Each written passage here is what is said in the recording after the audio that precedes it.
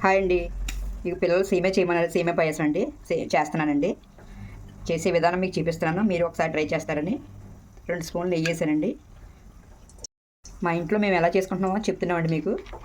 కొంచెం జీడిపప్పు అండి, జీడిపప్పు వేసానండి.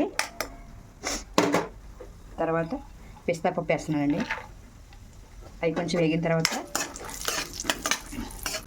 కొంచెం కిస్మిస్ పళ్ళు వేస్తున్నానండి. ఒక ప్యాకెట్ పాలు చేస్తానండి అంతే. అలా సరదాగా ఈవినింగ్ టైం తింటాకండి. ఈ విధంగా వేగాలి.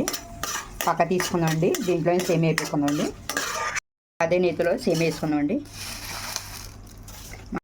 మంట మీద వేసుకోవాలండి. ఇది మాడకుండా కలుపుతూ ఉండాలండి, మాడిపోతుంది లేకపోతే.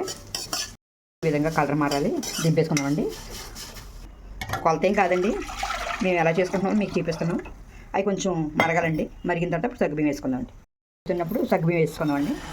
సగ్గుబియ్యం వేసుకొని తిప్పుతూ ఉండాలండి, ఈ ఉడికేలాగా. ఇదిగండి ఉడికిపోయింది. ఇప్పుడు సేమియా వేసుకుందామండి. ముందుగా పక్కన పెట్టుకున్నాం కదండి, వేపేసి సేమియా వేసుకుందాం. ఉడకాలండి, ఎంతో టైం పట్టదండి. ఇది సగ్గుబియ్యం ఉడకడానికి టైం పడుతుందండి. సేమియా తొందరగా ఉడికిపోద్దండి. ఉడుకుతున్నప్పుడే 2 యాలక్కాయలు తీసుకొని చెదగొట్టుకొని ఇలాగ వేసుకోవాలండి. ఇది పొడి చేయలేదండి నేను. ఎప్పుడు పొడి చేయనండి, ఇలాగే వేస్తాను. ఆపేసి ముందు కాసి పెట్టుకోవాలండి ప్యాకెట్ పాలు. దీంట్లో వేసుకుందామండి. పొయ్యి ఆపేసినా తీసుకోండి, లేకపోతే తిరిగిపోతుంది అని భయం నాకు. అందుకని ఇప్పుడు ఇలాగే వేస్తానండి నేను. ఇప్పుడు పంచదార కూడా వేసుకున్నామండి.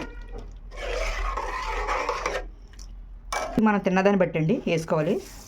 షుగర్ పేషెంట్ ఉంటే కొంచెం తక్కువ వేసుకుంటే మంచిదండి. మనం ముందుగా పక్కన పెట్టుకున్నాం కదండి, వేసేసుకుందామండి. ఇది జీడిపప్పు, బాదం పప్పు, జీడిపప్పు, పిస్తా పప్పు అండి, కిస్మిస్ పళ్ళు అండి వేసుకోవడమేనండి. ఇంకా అయిపోయిందండి. వేడి సేమియా రెడీ అండి. బౌల్లో పోసుకొని తినడమేనండి. ఇంకా మీకు నచ్చితే లైక్ చేయండి, షేర్ చేయండి, సబ్స్క్రైబ్ చేసుకోండి.